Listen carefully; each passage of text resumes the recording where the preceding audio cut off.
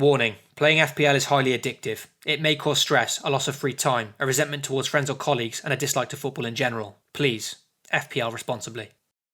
Hey guys, and welcome back to FPL TV. In the third and final part of this mini-series, I'm going to be looking at Championship playoff winners Aston Villa, analysing some key stats from their promotion campaign, and identifying which players could be worth keeping tabs on in FPL this season. For much more FPL content, be sure to support the channel by getting subscribed and click the notification bell so you never miss an FPL TV upload. In Aston Villa's final game of the season, the all-important playoff final, Dean Smith deployed a 4-3-3 formation in their 2-1 victory over Derby. Unlike Norwich and Sheffield United though, who essentially stuck to the same formation all season, Villa were far more experimental. And this was due to them being the only side of the three to have a change of manager mid-season, with Steve Bruce getting the sack, and then lifelong Villa fan Dean Smith taking over. This of course meant a change of tactics, and under Smith he predominantly used a 4-1-4-1 as well as the 4-3-3 shown on screen. The reason I mention this is because given this information, it's very hard to predict exactly what to expect from Villa in the upcoming Premiership campaign and how they're going to be lining up. Especially when considering that Villa had quite a few loanees and used 31 different players last season, which was far more than the other two teams. They also have a lot of players out of contract, and it's expected that Villa could make wholesale changes in this summer window. So I'll do my best to be as informative as possible, but please keep in mind that many players aren't guaranteed to start come the opening game week, and be sure to keep one eye on pre-season, which should make things a bit clearer. Overall, it was a poor season defensively for Aston Villa, conceding 61 goals, which was the worst from the three teams to go up. Between these three, they also kept the least clean sheets with 12, and incredibly, due to injuries, ended up going through 4 different goalkeepers, which understandably didn't help. Due to this injury crisis, backup goalkeeper Jed Steer, who was initially on loan in League One, ended up getting recalled from that loan, thrown straight into the Villa side, and then played a crucial role in their playoff push. In his 16 appearances to end the season, he conceded just 12 goals, which was a big improvement defensively for Aston Villa, before then producing penalty-saving heroics in the playoffs. So on a personal level, a wonderful success story for Jed Steer. Because of these heroics, some feel that he'll be unlucky not to keep his place next season. However, the Premier League is a massive step up, and rumour has it that Villa are in the market for another goalkeeper, with Tom Heaton and Jack Butland potential candidates. For this reason, he's not looking like a viable FPL option, but like I said, a great story nonetheless.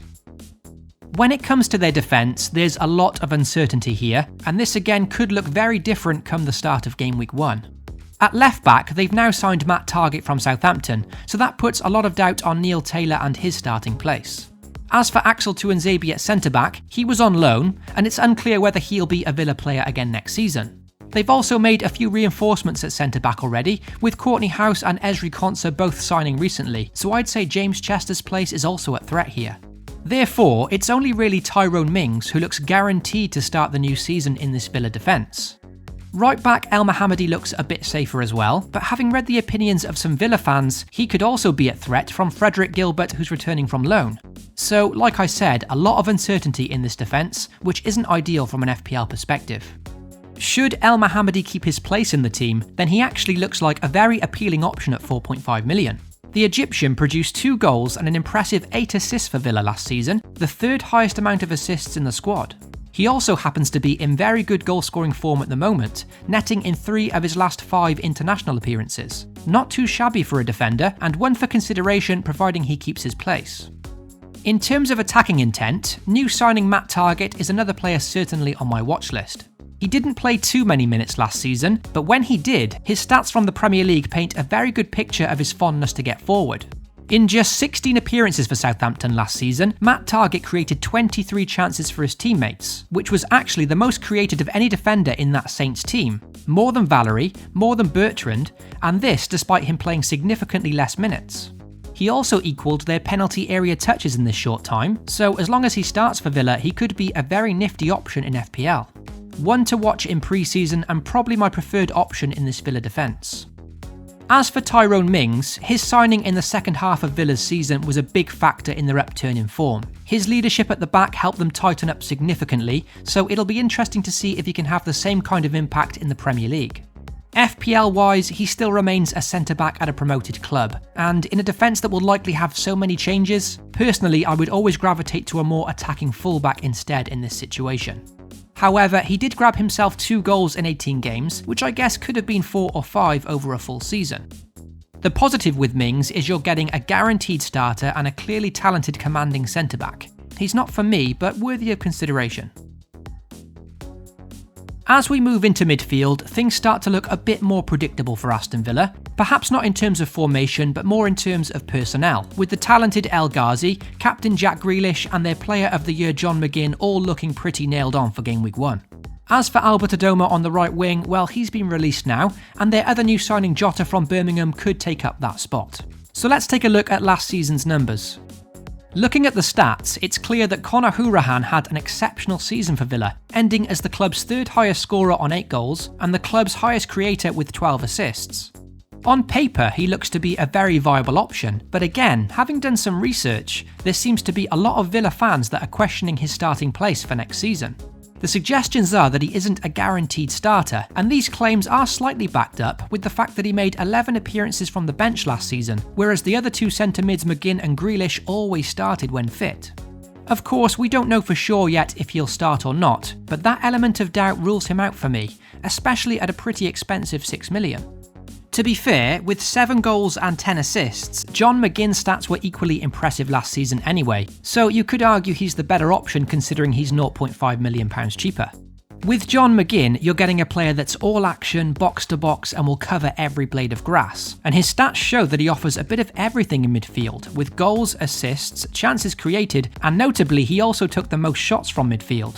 But be warned, his tenacity did see him rack up 14 yellow cards last season, and that's the one big drawback of potentially owning him. With almost 10% ownership in FPL, by far the most popular Aston Villa pick is Jack Grealish, and I can understand why, as he's no doubt the most well-known and high-profile player in this outfit. Earlier in this episode, I mentioned how Tyrone Mings made a huge impact in the second half of the season, and this upturn in form for Villa was also mainly down to Jack Grealish and his return from injury. On his return, Dean Smith handed Grealish the captaincy, and Aston Villa put together an incredible record-breaking run of 10 consecutive wins, which helped fire them from mid-table straight up into the playoffs. Although his returns of 6 goals and 8 assists aren't astronomical, let's not forget it was an injury-hit season for him. So now, heading into the new season fresh, with an attacking manager that clearly knows how to get the best out of him, I do like the influence and talisman-like qualities that he brings to the team. And this influence can clearly be seen, as for Aston Villa, he was the highest player for chances created on 78, despite playing a lot less minutes than his teammates. With very similar appearances and stats to Grealish, Anwar El Ghazi comes in at £0.5 million cheaper, and from all the Villa midfielders in FPL, El Ghazi is arguably the closest thing to a forward. As an attacking winger, his defensive contribution is fairly low, and he's a tricky player that loves to shoot, cross and cut inside. I'd consider him a risky pick at this point, but at just 5.5 million, this versatile winger could prove excellent value. Up front, Aston Villa's loan signing Tammy Abraham was their top scorer last season, bagging 26 goals, which was the 2nd highest in the league. With him now returning to Chelsea, that's a lot of goals to fill, but Villa have already splashed in the market to replace him, spending a club record 22 million on Brazilian Wesley. Admittedly, I don't know much about the former Club Brugge hitman, but his stats do look fairly promising for a 22-year-old, albeit for the Belgian league. The physical striker produced 13 goals and 10 assists last season, and those 10 assists in particular impressed me, as it shows he can be a link man as well as a finisher. Because he's new to the English game, that would always concern me a bit from an FPL perspective, so for me it feels more like a wait and see with the Brazilian. But he's certainly an intriguing option, and let's not forget that Villa do have some very nice fixtures to open the season, one to watch for sure. Jonathan Kodjia also remains up front in the Aston Villa squad, and for the majority of last season he played second fiddle to Abraham. At 5.5 million, Kodjia's one appeal is that with Abraham gone, he could be on penalty duties. However, I don't see him being a starter come game week 1, so for that reason, most likely not an option. So that wraps up my analysis on Aston Villa from an FPL perspective. Of the 3 championship clubs, Aston Villa was certainly the most difficult to analyse in this mini-series, and that's because I'm expecting this team to line up very differently for the start of the Premiership campaign. As mentioned, that's why it's very important to keep one eye on pre-season friendlies to get more of an idea of how they might shape up. In summary though, Matt Targett is probably my favoured defensive option, and even though El Mohammadi produced some very impressive stats, that uncertainty of his starting place rules him out for me at the moment. In midfield, it's very hard to separate Grealish, McGinn and El Ghazi, and all could be very good value options this season. With goals, assists and creativity, McGinn does seem to offer the full package at 5.5 million, but it's his disciplinary record that lets him down slightly. As for their new signing Wesley, he's definitely one on my watch list, but more of a wait and see. At a cost of 6 million into this Villa side, I think I prefer Grealish in that price bracket, because at least for now, you know what you're getting, and he's a player you know that the team will be built around.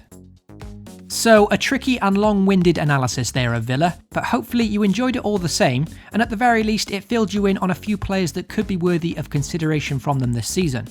If you enjoyed the analysis, be sure to drop a like and get subscribed to FPL TV, and I'll be back very shortly with lots more FPL content, including draft videos, value picks, and of course the all-important fixture watch. FPL responsibly, and I'll catch you all very soon.